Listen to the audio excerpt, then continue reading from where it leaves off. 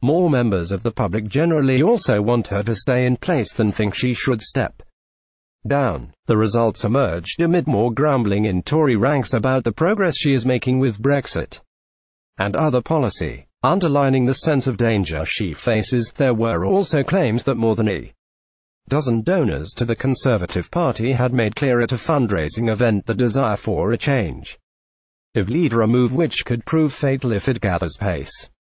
Mrs. May, who left the UK today for an official visit to China, has been under intensifying pressure since her botched ministerial reshuffle. YouGov survey this week showed that 41% of the public wanted Theresa May to stay put.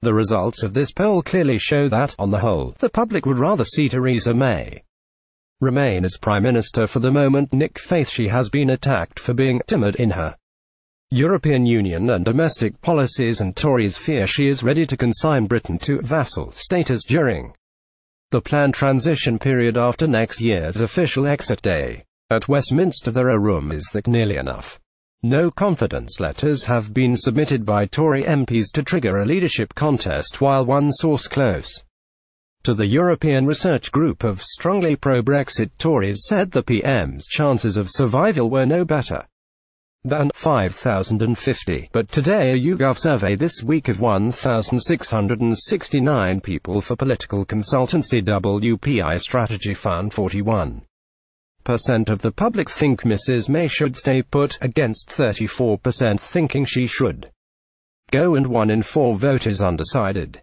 The figures were similar to those at the start of November. The survey also found that potential rivals like Boris Johnson could harm the party's chances significantly for Mrs. May. Support for her to remain PM is higher among people who voted Tory in last year's general election. Of this group, 69% thought she should continue as PM, with only 18% wanting her to stand down and 13% unsure. The survey also found that potential rivals could harm the party's chances, with the public less rather than more likely to vote for it if it was led by Foreign Secretary Boris Johnson, Brexit Secretary David Davis, or Home Secretary Amber Rudd. People who voted Leave in the EU referendum are more supportive of Mrs. May. 49% want her to stay, and 32% to go than Remain voters, who are evenly split at about 37%. For each proposition, Nick Faith, director of WPI Strategy, said, the results of this poll clearly show that, on the whole, the public, and certainly those who voted for the Conservative at the last election, would rather see Theresa May remain as Prime Minister for the moment, however difficult it may be for an incumbent government to offer an agenda of renewal both domestically and on the international stage. That is the challenge facing the Prime Minister and her colleagues. The poll may steady some nerves, but many in the party will be aghast at a claim that about a quarter of 50 Conservative donors at a fundraising event last week shouted in response to a Tory treasurer asking who could possibly want to replace the PM that they did. Among even the most loyal middle-ranking donors there is utter despair. One unnamed businessman was quoted saying, Brexit Secretary David Davis could also harm the Conservative Party's chances, said the survey. Conservative HQ said it did